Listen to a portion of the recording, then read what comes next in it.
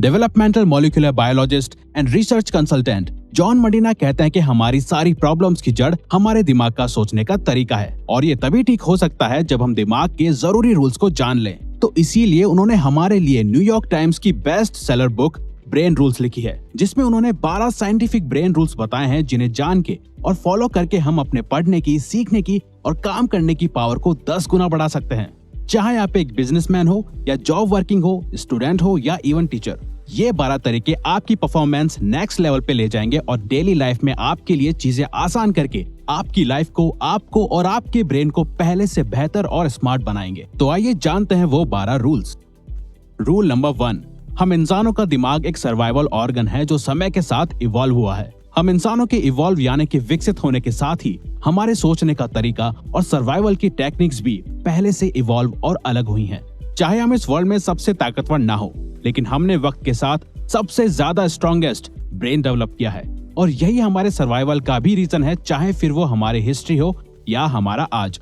हमारा एक्शंस को एनालाइज करना और जिंदा रहने के लिए दूसरे इंसानों के साथ कोऑपरेट करना ही हमारी हजारों सालों से सर्वाइवल स्ट्रेटजी रही है, ताकि हमें सर्वाइव करने के लिए मदद मिले और जिंदा रहने के लिए कि हम अपने जीन्स को आगे भी बढ़ा सकें। और अगर हमारा एनवायरनमेंट और आसपास के लोग हमारे गोल्स को सपोर्ट करते हैं तो हमारी प्रोडक्टिविटी और क्रिएटिविटी भी बूस्ट होती है। लेकिन अगर हमारे यही रिलेशंस, कनेक्शंस और अंडरस्टैंडिंग दूसरे लोगों के साथ सही ना हो, तो वो ग्रुप और एनवायरनमेंट हमारे ब्रेन और हमारी लाइफ दोनों को बेकार बना देता है, और यही चीज हमारी वक्त से पहले डेथ का भी रीजन बन सकती है। तो सिर्फ स्ट्रॉन्गेस्ट ब्रेन सर्वाइव करते हैं, ना कि strongest bodies. Rule number 2, exercise करना हमारे ब्रेन की पावर को बढ़ाता है। रिसर्चर्स ने 2 तरीके की पॉपुलेशन पे एक स्टडी की जो एक दूसरे से अलग लाइफस्टाइल जीते थे। ग्रुप ए में वो लोग थे जो रोजाना फिजिकल एक्सरसाइज करते थे और हाईली एक्टिव रहते थे, और वहीं दूसरी तरफ ग्रुप बी में वो लोग थे जो कोई भी फिजिकल एक्सरसाइज या एक्टिविटीज नहीं करते थे। तो रिसर्चर्स ने पाया कि ग्रुप ए का कॉग्निटिव स्कोर ज्यादा था ग्रुप बी के मुकाबले। वैसे तो हमारा ब्रेन रोज 19 किलोमीटर चलने के लिए बना है, लेकिन अगर हम हफ्ते में 2 से 3 दिन 30 मिनट भी कोई फिजिकल एक्सरसाइज करें तो हम अपने दिमाग की एनर्जी को बढ़ा के सोचने और सीखने की पावर को बढ़ा सकते हैं, क्योंकि एक्सरसाइज ब्रेन में ब्लड पहुंचाती है और फिर वही ब्लड एनर्जी ग्लूकोज की मदद से ब्रेन में टॉक्सिक सेल्स को खत्म करती है, ताकि ऑक्सीजन का फ्लो हमारे ब्रेन से ब्रेन फॉग और थिंकिंग ब्लॉक क्लियर कर सके। साथ ही ब्रेन में ज्यादा न्यूरॉन्स पहुंच सके और वो न्यूरॉन्स हमारी क्रिएटिविटी और मेंटल शार्पनेस को बढ़ा सकें। रूल नंबर 3, अच्छी नींद हमारी सोच को सही और प्रोडक्टिव बनाती है। प्रॉपर स्लीप ना मिलने के कारण ब्रेन हमारी फोकस करने की power, brain functions, memory, mood और इवन लॉजिकल थिंकिंग को भी वक्त के साथ डैमेज करता जाता है। एक स्टडी में ये तक पता चला कि सिर्फ 26 मिनट स्लीप नैप लेने से नासा के पायलट्स की परफॉर्मेंस 34% तक बढ़ गई थी। तो अगर आप भी दिन भर थका हुआ फील करते हो या दोपहर में आपके सोने का मन करता है, तो ये कॉमन है, क्योंकि दोपहर 3 बजे के आसपास दिमाग में बायोकेमिकल्स के बीच एक जंग चल रही होती है, जिसमें एक तरफ जगे रहने की कोशिश होती है तो दूसरी तरफ सोने का मन करता है। तो उस वक्त अगर पॉसिबल हो तो हमें कुछ देर की झपकी जरूर लेनी चाहिए। डॉक्टर मरीना का कहना है कि असल में हमारा ब्रेन सोने के दौरान भी रेस्ट नहीं कर रहा होता, वो दिन भर की इंफॉर्मेशन को प्रोसेस और चीजें लर्न कर रहा होता है। लेकिन हमारे लिए प्रॉपर स्लीप और नैप्स लेना बहुत जरूरी है एक प्रोडक्टिव माइंड के लिए। रूल नंबर 4, हमेशा चिंता करना हमारी लर्निंग एबिलिटी और दिमाग दोनों को डैमेज करता है। हमारा ब्रेन लगभग सिर्फ 30 सेकंड्स तक चलने वाले स्ट्रेस से निपटने के लिए ही बना है, ज्यादा लंबे समय तक रहने वाले स्ट्रेस के लिए नहीं, क्योंकि ज्यादा स्ट्रेस लेना हमारे ब्रेन की ब्लड वेसल्स को खराब कर देता है और इसके कारण हमें हार्ट अटैक भी आ सकता है। अगर आपको घर में, क्लास में या जॉब में आपको रोजाना काफी ज्यादा स्ट्रेस एक्सपीरियंस करना पड़ता है, तो यही स्ट्रेस आपके लाइफ में सक्सेसफुल होने के चांसेस को भी इफेक्ट करता है। मतलब अगर आपके घर का एनवायरनमेंट ठीक नहीं है तो उसका स्ट्रेस आपकी जॉब में या क्लास में आपको परेशान करेगा और आपकी परफॉर्मेंस और प्रोडक्टिविटी को खराब करेगा, क्योंकि ज्यादा स्ट्रेस से कोर्टिसोल बढ़ने के कारण हिप्पोकैम्पस में सेल्स डैमेज होने लग जाते हैं और हमारे ठीक से सोचने और याद करने की एबिलिटी कमजोर होने लग जाती है।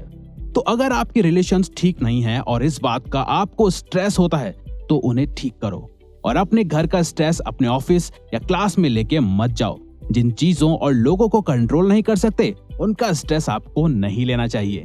रूल नंबर 5, हर दिमाग डिफरेंटली वायर्ड होता है। हमें स्कूल में बताया गया था कि हम इंसानों का ब्रेन एक जैसा होता है, लेकिन ये इन्फॉर्मेशन गलत है। काफी रिसर्च के बाद साइंटिस्ट ने बताया कि हर इंसान की ब्रेन की वायरिंग अलग होती है। हम अपने ब्रेन को डेवलप तो कर सकते हैं, लेकिन हमारा ब्रेन किसी और की तरह बिल्कुल सेम नहीं हो सकता, यहाँ तक कि दो जुड़वा बच्चों का भी नहीं।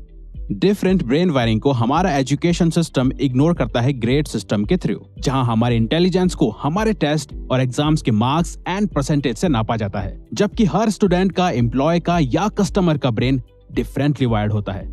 जिस वजह से businesses like Amazon world wide करोड़ों लोगों की इंफॉर्मेशन और इंटरेस्ट जान के सक्सेसफुल कंपनी बनी है। तभी अगर हम सिर्फ एक बार किसी प्रोडक्ट को Amazon या कोई और साइट में सिर्फ देखते हैं, तो फिर वो प्रोडक्ट हमारे सारे सोशल मीडिया प्लेटफॉर्म में हमें दिखाई देता है। रूल नंबर 6, हम इंसान बोरिंग चीजों पे ध्यान नहीं देते। हम सिर्फ उन्हीं चीजों पे ध्यान देते हैं जिनके पीछे हमारा इंटरेस्ट, प्रॉफिट, इमोशन या कल्चर जुड़ा हुआ हो। इस बात से फर्क नहीं पड़ता कि आप कौन हो, आपका ब्रेन कॉन्शियसली या सबकॉन्शियसली इन क्वेश्चंस पे फोकस करता है। जैसे, क्या मैं ये खा सकता हूँ? क्या ये मुझे खा सकता है? क्या मैं इससे रिलेशन बना सकता हूँ, या क्या मैंने इसे देखा है? और इंटरेस्ट या रीजन ढूंढता है। ब्रेन मल्टीटास्किंग के लिए नहीं बना, लेकिन फिर भी ऑफिसेज और स्कूल्स मल्टीटास्किंग करना एनकरेज करते हैं। मल्टीटास्किंग हमारी गलती और फेलियर के चांसेस 50% तक बढ़ा देती है।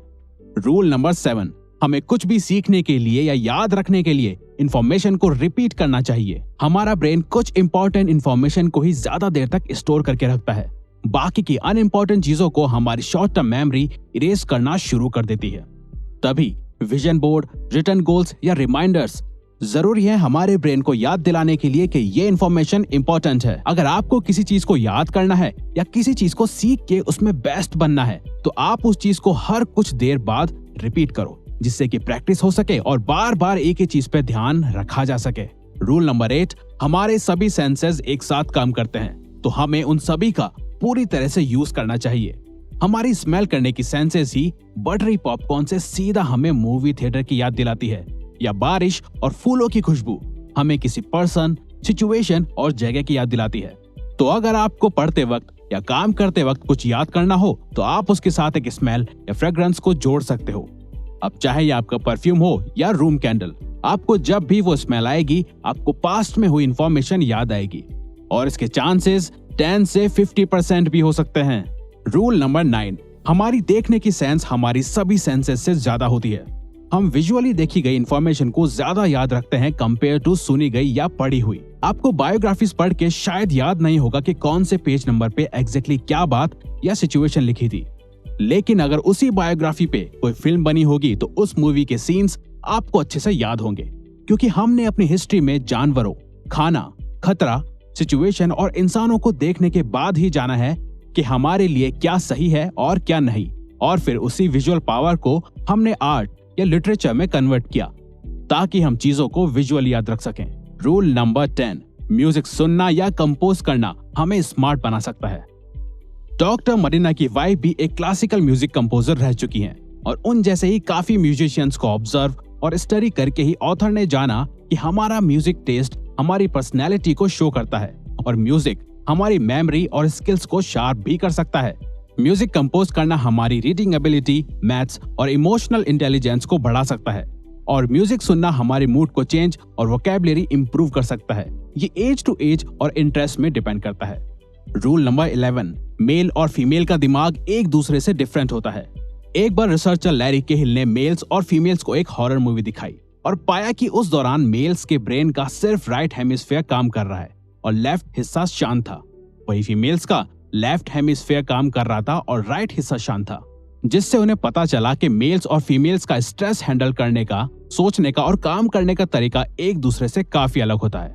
और ऐसी ही काफी केस स्टडीज करने के बाद मेंटल हेल्थ प्रोफेशनल्स को पता चला कि फीमेल्स मेल से ज्यादा डिप्रेस्ड होती हैं और नर्वस हो जाती हैं, और प्यूबर्टी के दौरान वो काफी एंजाइटी भी फील करती हैं। वहीं लड़के प्यूबर्टी के दौरान एंटी सोशल हो जाते हैं। मेल्स और फीमेल्स का इमोशंस को हैंडल करने का तरीका भी एक दूसरे से काफी अलग होता है। रूल नंबर 12, हम इंसान एक पावरफुल और नेचुरल एक्सप्लोरर्स हैं। हमेशा कुछ नया एक्सप्लोर करने का डिजायर हमें कभी भी अकेला नहीं छोड़ता, लेकिन हम ज्यादातर अपनी क्लासेस या ऑफिस के क्यूबिकल में ही फंसे रहते हैं। जबकि हम ह्यूमंस नई चीजें एक्सप्लोर करने के लिए और सीखने के लिए बने हैं। हम बचपन में कितने क्यूरियस होते हैं, हर एक चीज को तोड़ के या खोल के हमें उसके बारे में जानना होता था, लेकिन यही चीज उम्र बढ़ने के साथ कम हो जाती है। गूगल अपने एम्प्लॉयज को हमेशा एटलीस्ट 20% टाइम देता है एक्सप्लोर करने के लिए, और यही एक्सप्लोरेशन ने जीमेल और गूगल न्यूज आइडियाज को इन्वेंट करा। तो हमें भी बच्चों की तरह ही कुछ डिफरेंट एक्सप्लोर या ट्राई करते रहना चाहिए ग्रेट आइडिया और ब्रेन ग्रोथ के लिए। तो ये वीडियो यहीं खत्म होती है। अगर आप चाहते हो कि हम किसी पर्टिकुलर टॉपिक पे या प्रॉब्लम पे वीडियो बनाएं तो प्लीज कमेंट बॉक्स में बताओ, हम उस पे वीडियो बनाने की कोशिश करेंगे क्योंकि हम यहाँ आपकी हेल्प करना चाहते हैं। और हाँ, सब्सक्राइब करके और बेल आइकन को ऑन करके इस चैनल को ग्रो करने में सपोर्ट करो। Thank you for watching.